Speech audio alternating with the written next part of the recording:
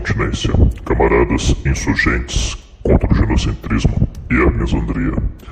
O vídeo de hoje é sobre um assunto gravíssimo. Este vídeo é sobre o projeto de lei 2630, velhacamente chamado por uns de PL das fake news, mais precisamente chamado por outros de PL da censura. O vídeo possui 4 partes.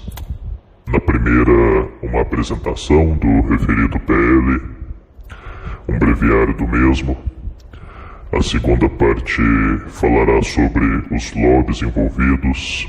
A terceira será uma relação de quem apoia e quem se opõe ao PL, focando no judiciário, no legislativo, me perdoem.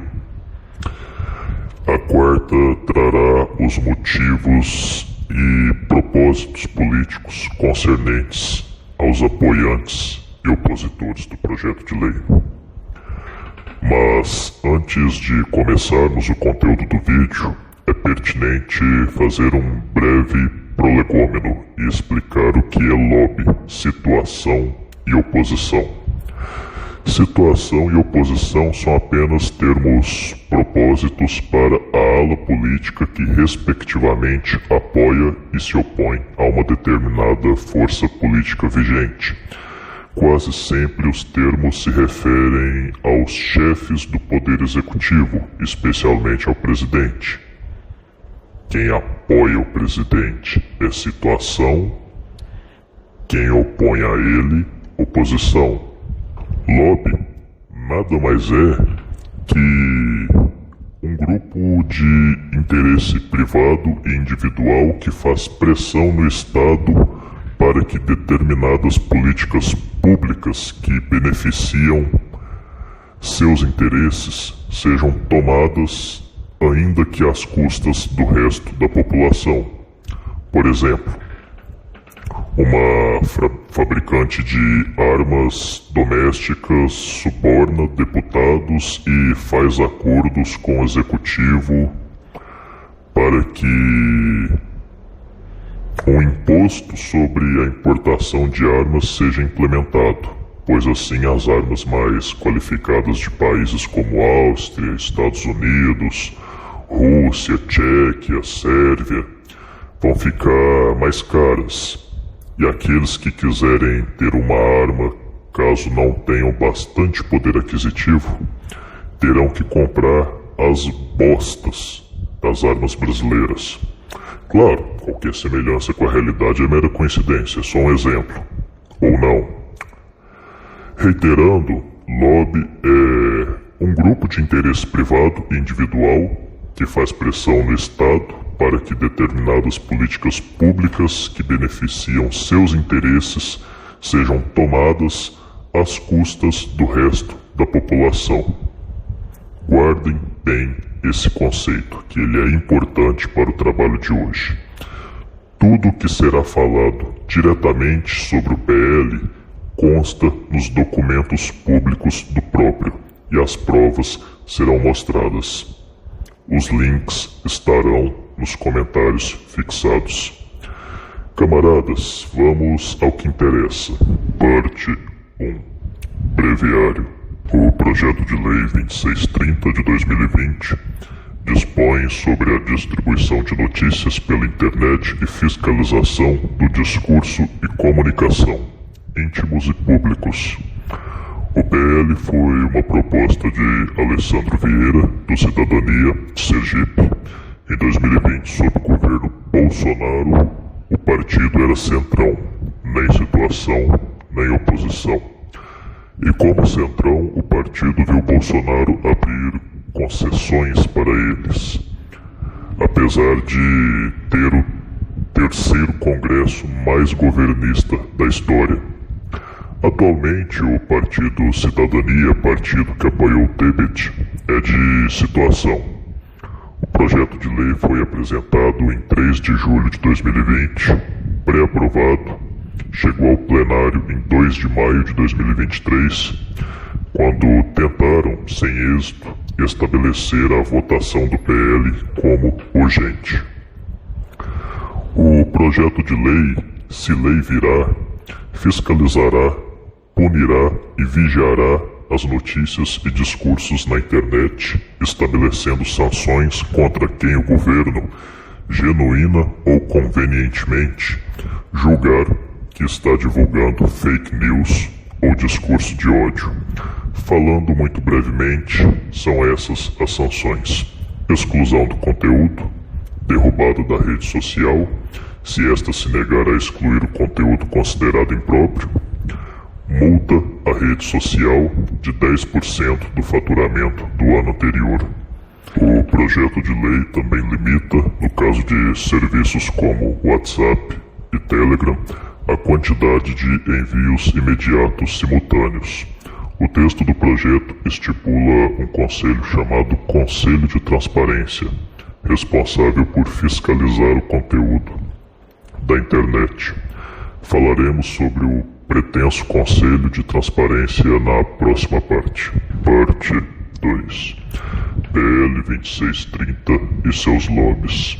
Bom, falamos na parte 1 que o PL 2630 estabelecerá um Conselho de Transparência para definir o que é fake news e discurso de ódio e o que não é, mas não demos maiores detalhes sobre tal conselho. O conselho será integrado por funcionários do governo e de empresas privadas que possuiriam notável saber na área. Por funcionários do governo, entende-se políticos filhos da puta e burocratas que lhes são subordinados. Por empresas privadas de notável saber, entende-se os oligopolistas da produção jornalística do país. Tão filhos da puta quanto os políticos, mudando apenas que são da esfera privada e não da pública. Globo, UOL, SBT, Record, essa mesma cambada de omissores e mentirosos que ocultam o caráter neonazista do golpe de Estado da Ucrânia em 2014, por exemplo, e de parcela razoável de seu governo, desde então serão parte das empresas de notável saber. A mesma escumalha que já omitiu a existência de guerras será responsável por julgar o decoro jornalístico das nossas postagens. Os mesmos que disseram em março de 2022 que a Rússia não tinha condições de estender a guerra. Enfim, se eu ficar dando exemplos de eventos históricos importantes que foram ou omitidos ou adulterados por narrativas do pretenso jornalismo ocidental, eu não termino esse vídeo. Peguei aqui só os mais recentes do leste europeu, mas já deu para os senhores entenderem que tipo de empresa julgarão a veracidade moral das nossas postagens. Uma vez que esses trastes terão poder sobre o que é verdade ou não, isso por si só já é um motivo para o lobby dessas instituições. Acrescenta-se a isso o fato de que o projeto de lei 2630, em seu artigo 32, prevê que as grandes mídias do capital internacional devem repassar parte de seu lucro operacional para as empresas jornalísticas que possuem suas produções compartilhadas nessas grandes mídias, como Facebook, Telegram, Instagram, etc. Aqui já percebemos que as empresas jornalísticas do Brasil formam um lobby favorável a esse projeto imundo. Naturalmente, dado o que acabamos de dizer, se as empresas domésticas formam um lobby favorável, as empresas da mídia global formam um lobby contrário. Afinal de contas, essas empresas do grande capital global não estão muito afim de aumentar os lucros das mídias brasileiras às custas de seu lucro. Naturalmente, neste embate entre capital nacional e global, é estratégico para nós, ao menos nesse caso específico, ficar do lado do capital global, isto é, contrário ao PL 2630. Então, resumidamente, pelo teor do projeto e pelas tentativas de emplacar narrativas, nota-se claramente que, tanto pelo fato de o referido PL dar poder político à mídia privada nacional, quanto pelo fato de aumentar seus lucros, o capital nacional midiático forma lobby favorável à aprovação do PL. Parte 3. Apoiantes e críticos. Os apoiantes do PL 2630 são a situação, isto é, a parte do governo que apoia o atual presidente. 36% do parlamento faz parte da situação. A oposição, que domina mais da metade do legislativo, é, como ente coletivo, contrária. Porém, apesar da superioridade no legislativo da oposição, que é contrária ao PL, o executivo e o judiciário apoiam a proposta, sendo dois poderes favoráveis contra um contrário. No entanto, o PL deve passar por uma avaliação exclusiva do legislativo para se tornar ou não uma lei. E é exatamente isso que pode nos salvar. É exatamente isso que pode impedir que o PL da censura vire lei. Pois, se por um lado, dois poderes contra um apoiam o PL, por outro, no legislativo a situação se inverte. A proporção é de 2:1 de pessoas que se manifestam contrárias. Só falta o legislativo deliberar sobre a matéria. O executivo e o judiciário já deram, formal ou informalmente, seus respectivos avais. Agora é rezar para que essa oposição não seja comprada de alguma forma. É a chance que os palhaços dos bolsonaristas têm de fazer algo que presta pelo Brasil. Vale ainda salientarmos que, embora o legislativo, como um todo, ainda não tenha dado uma decisão, o Senado já deu, e a decisão foi favorável ao PL. Camaradas, a lista de senadores é pública, e seus partidos também. É muito fácil conferir se estou mentindo ou não, se a maioria deles é de oposição, situação ou centrão. Se o Senado é composto por no mínimo 1/3 de bolsonaristas e não lulistas, isso significa que ou o centrão e a situação se uniram numa unanimidade rara de se ver, ou, ao menos, parcela razoável dos senadores bolsonaristas apoiaram o projeto de lei. Qual das duas alternativas os senhores acham que ocorreu? A quem estiver com dúvida, adianto que foi a segunda alternativa. Segue lista de opositores de Lula e apoiadores de Bolsonaro, à época, que apoiaram o PL da censura. Unidade federativa e partido constam na legenda. Jaime Campos, Marcos Rogério, Maria do Carmo Alves, Rodrigo Pacheco, Wellington Fagundes, Rose de Freitas, Ciro Nogueira, Daniela Ribeiro, Cátia Abreu, Messias de Jesus. Antes de seguir, observo que, pelo que consta no site do Senado, o nome do cidadão é Messias com C mesmo. Mas, como vocês podem ver, metade dos apoiantes de Bolsonaro votaram favoravelmente ao PL.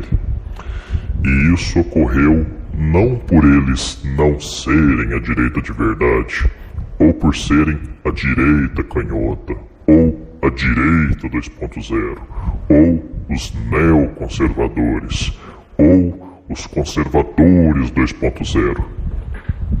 Não foi por isso que isso ocorreu. Isso não ocorreu pelo fato de eles serem uma falsa direita.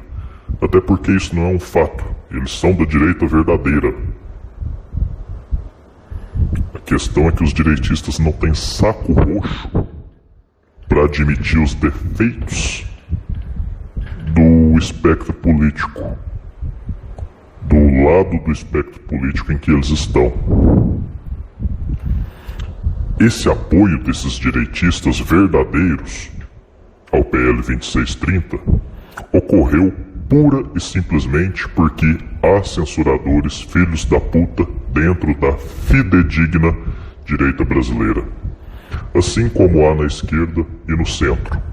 Já falamos sobre isso, mas repitamos, já que se faz necessário. O paradigma político binomial de direita-esquerda surgiu na Revolução Francesa, que ocorreu em 1789. Tem um tempinho já. Durante os acontecimentos desse evento histórico, em que a Assembleia Nacional Francesa se dividiu em dois blocos, um favorável à monarquia, que se sentava à direita de quem estava entrando, e outro contrário, que se sentava à esquerda. Por analogia, os termos direita e esquerda passaram a ser usados politicamente, significando respectivamente apoio e oposição a estruturas sociais antigas. E todos esses partidos apoiantes de Bolsonaro pautam sua política na religião, agronegócio ou capital. Três forças sociais antigas ainda atuantes. Logo, são sim de direita.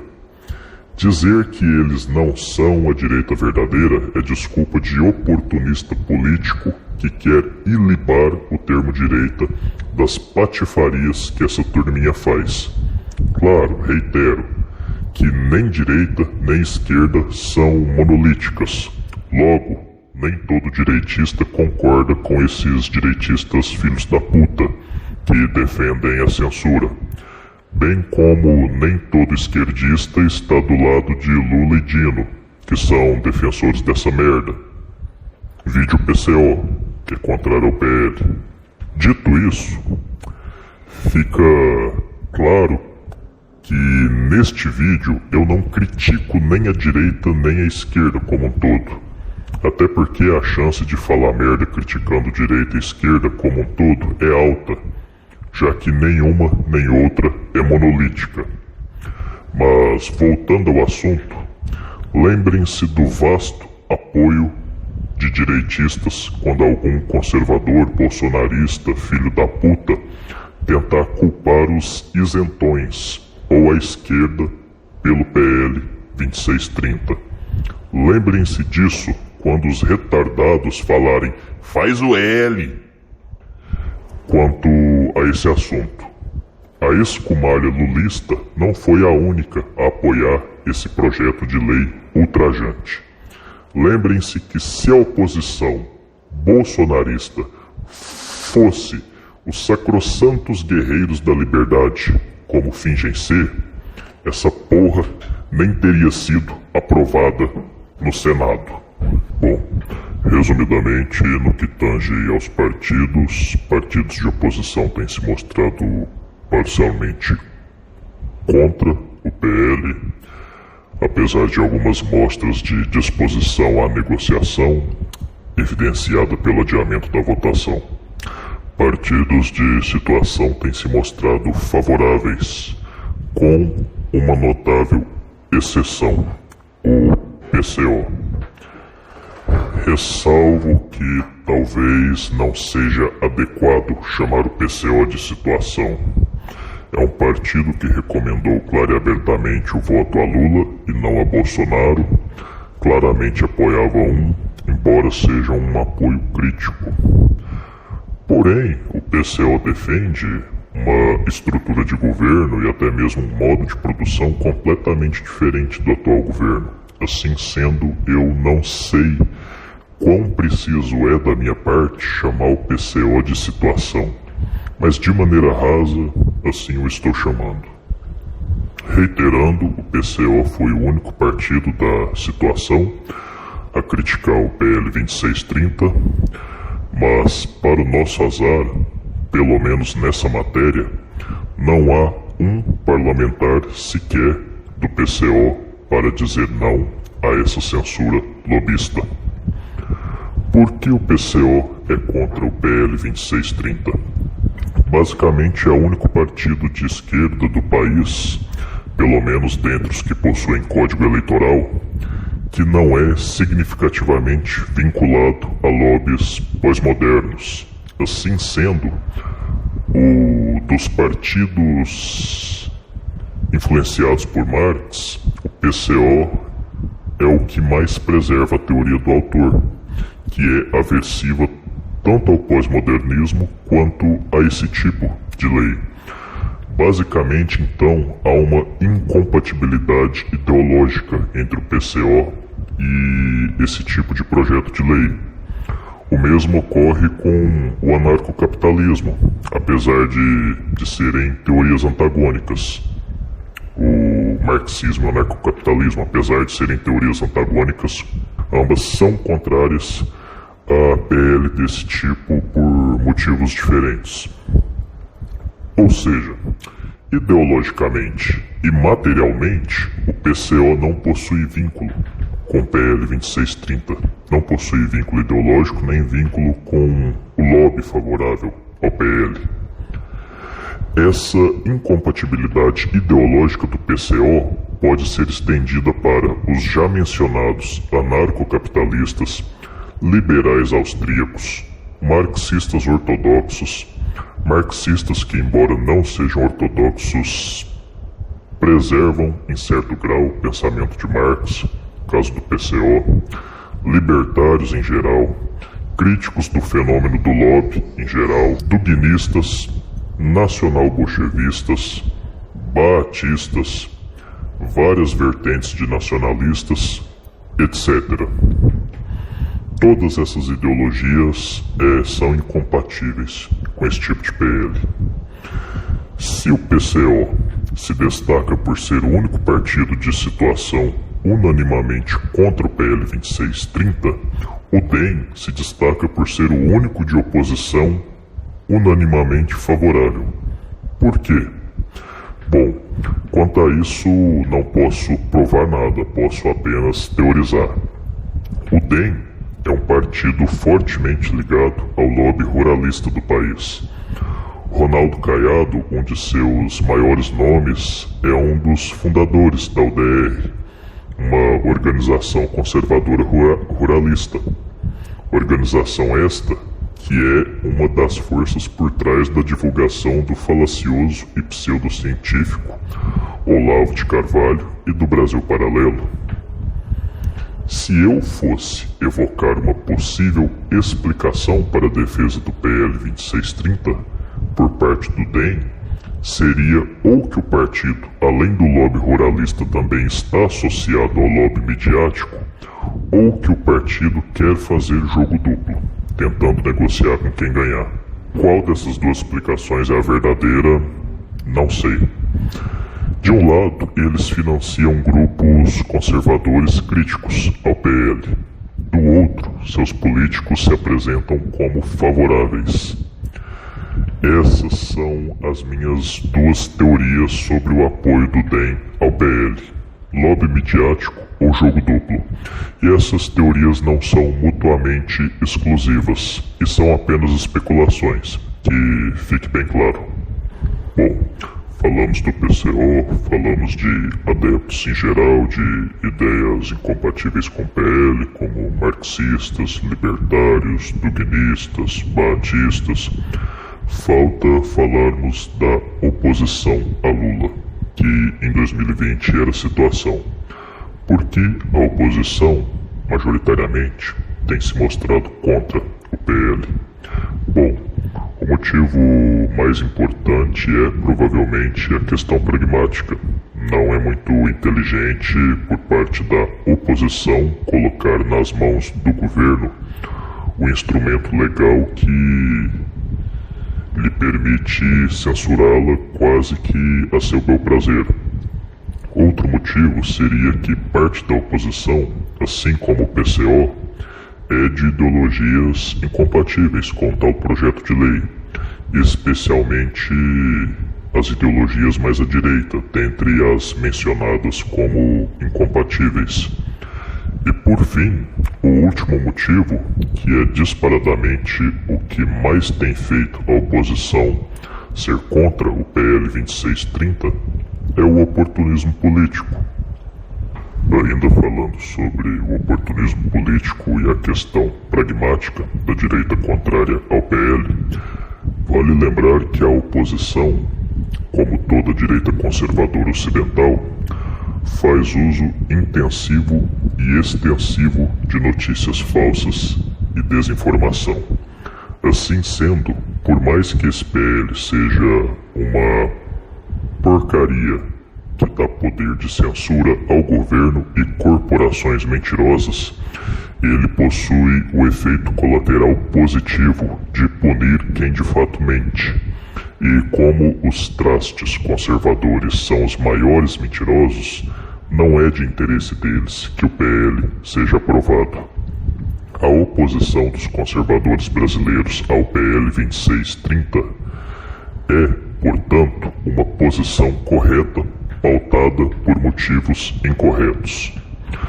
Não me entendam mal ao falar que a oposição é contra o PL da censura por oportunismo. Isso não significa que eu esteja apoiando o PL. Significa apenas e tão somente apenas que eu estou criticando os métodos, motivos e propósitos da oposição ao fazer frente ao projeto de lei. Mas falaremos mais adiante do oportunismo político, abordando tanto o oportunismo político dos apoiadores do PL da censura, quanto dos críticos.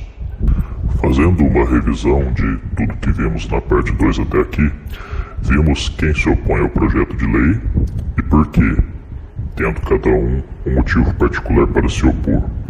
Vimos quem apoia o PL, a situação, mas não vimos o porquê. Vejamos. Eles apoiam o PL em parte por questões ideológicas e em parte por oportunismo, se bem que no caso deles as coisas se confundem, já que suas ideologias são bem oportunistas. Quanto à situação, oportunismo pragmático os faz apoiar o PL 2630 para ter um instrumento de censura que lhes é conveniente.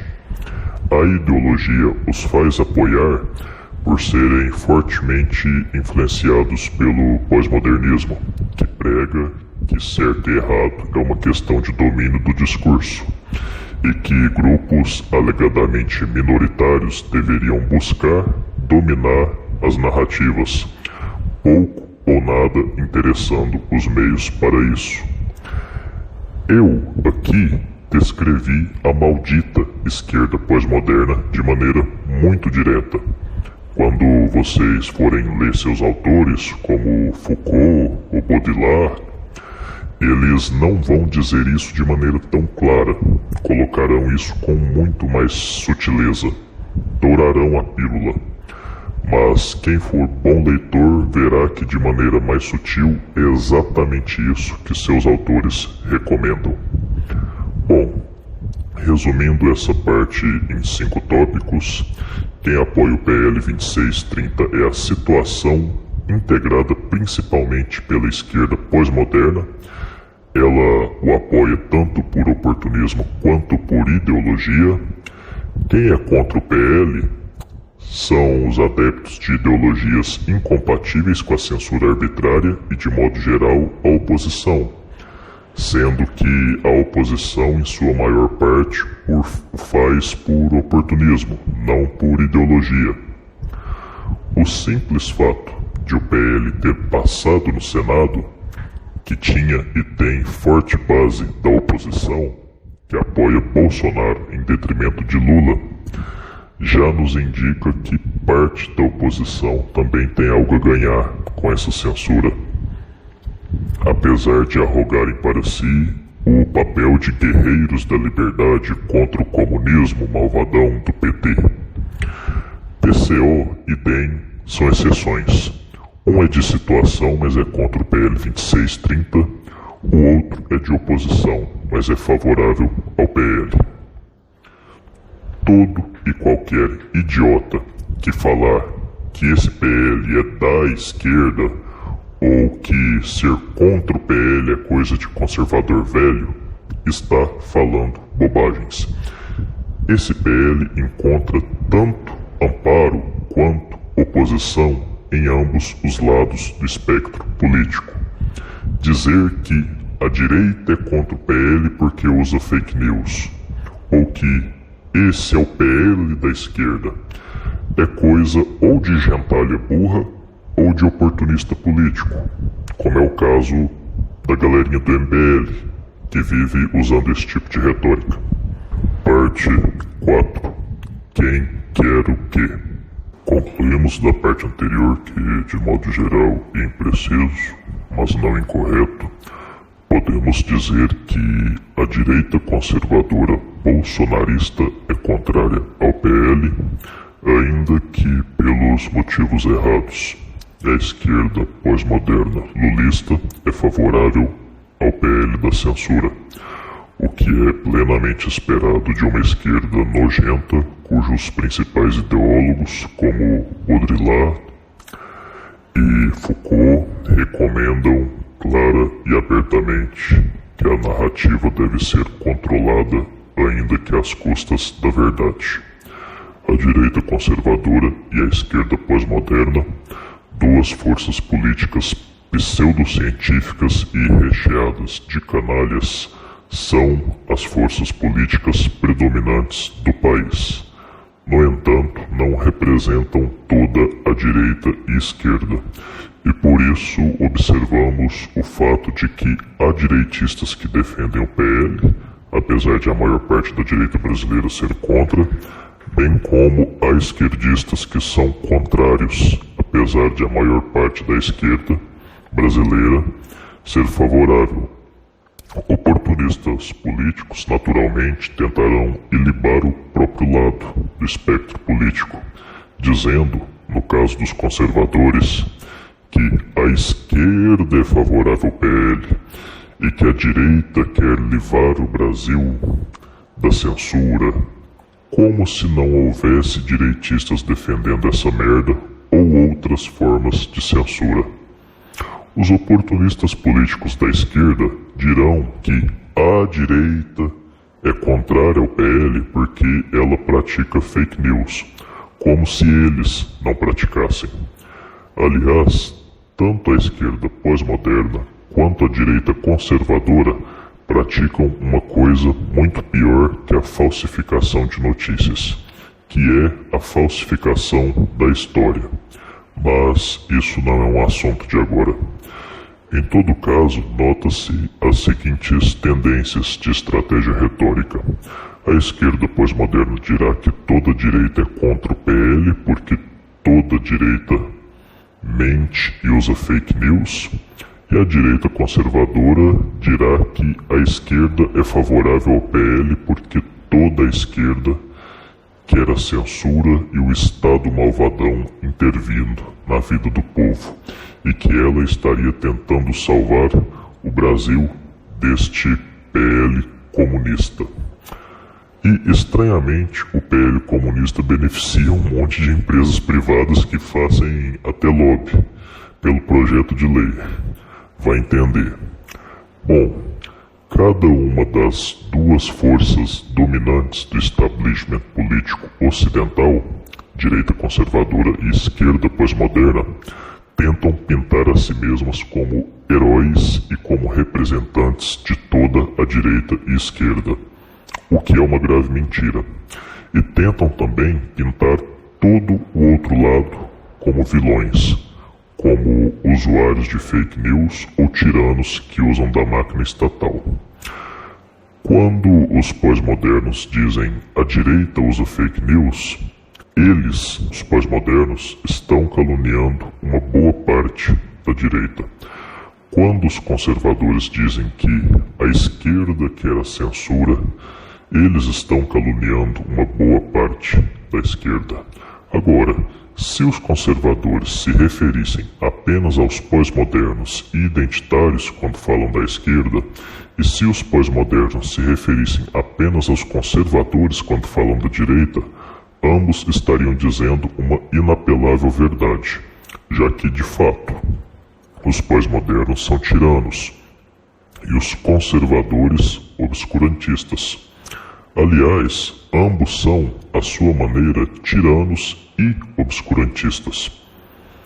Obscurantista, para quem não sabe, é uma pessoa que defende, conscientemente ou não, o combate ao conhecimento da verdade. Pseudociência, por exemplo, é uma forma de obscurantismo. Outra é a difamação. Falando por hora dos conservadores, o que está acontecendo aqui é que os conservadores não querem sujar o termo direita, por isso não reconhecem que há direitistas favoráveis ao PL e mentem dizendo que o PL é de interesse exclusivo da esquerda e de toda a esquerda, sendo tal tentativa um modo de culpar falsamente toda a esquerda pelo PL. O que eles estão fazendo, basicamente, é o mesmo que a Nájila Trindade fez com o Neymar, mas no âmbito político. Uma falsa acusação com o intuito de angariar simpatia do público. E estes mesmos conservadores ocultam que parte deles e da direita estão tentando negociar, barganhar com esse PL. Vide o apensado de Kim Kataguiri ao PL 2630. Apensado, para quem não sabe, é uma sugestão de alteração do texto original durante o processo de tramitação. Se alguém propõe um apensado a um PL, é porque está lidando com a possibilidade de este ser aprovado. Até aqui, tudo bem. É compreensível que os legisladores contrários ao PL comecem a lidar com a possibilidade de aprovação, bem como os apoiantes comecem a lidar com a possibilidade de rejeição. E é natural que os críticos pensem, bom, vou propor alterações no texto para o caso de essa merda ser aprovada, assim ela fica menos nociva, pelo menos. Porém, todas as propostas do apensado de Kim são de interesse estrito do grande capital nacional e internacional. Ele não se opôs ao lobby da Globo e UOL, e apenas pediu alterações para facilitar que o grande capital internacional não seja afetado pelo PL. Em seu apensado, Kim Kataguiri cagou e andou para o pior problema desse PL, a liberdade do povo brasileiro. Para quem achar que estou mentindo, deixo o link no comentário fixado do apensado do deputado. Mas chegando aonde quero chegar, isso é uma mostra de que boa parte dos opositores desse PL não estão preocupados com a liberdade de expressão, nem com os direitos fundamentais individuais e coletivos. Enfim, boa parte da oposição quer que o povo se foda e só é contra esse PL porque ele prejudica alguns de seus financiadores e prejudica a veiculação de mentiras não chanceladas pelo governo. E uma vez que eles não dominam o establishment por completo, pode ser que só os pós-modernistas tenham suas mentiras permitidas e os conservadores se lasquem não podendo mentir. Falando agora dos pós-modernos, estes trastes querem o monopólio de toda a esquerda para si e querem também atacar toda a direita de uma vez, chamando-a de mentirosa, como se a própria esquerda pós-moderna também não fosse constituída de trastes mentirosos. Aliás, a esquerda pós-moderna divulga uma das maiores, se não a maior, mentira da história, a de que mulheres sofrem mais opressão histórica que homens. A esquerda pós-moderna quer usar desse PL para usurpar a voz da esquerda que presta e de toda a direita, tanto da parte decente da direita quanto da parte imunda, que são os conservadores e agregados. Esse PL nada mais é que um instrumento oficial de tentativa de controle das narrativas, exatamente o que os intelectuais pós-modernos pregam. Bom, camaradas, a esquerda pós-moderna e a direita conservadora são duas forças políticas dominantes no nosso país, não só no nosso país, mas no Ocidente, e essas duas forças são dois lixos. Esse PL é um lixo que vem da esquerda pós-moderna e o lixo conservador, na sua maior parte, é contrário a esse PL nojento, mas não por motivos nobres, apenas porque querem poder continuar postando fake news e não querem, obviamente, que os pós-modernos tenham poder de censura sobre eles. Por hoje é só, camaradas. Homens de boa vontade, minha lealdade pertence a vocês. Câmbio, desligo.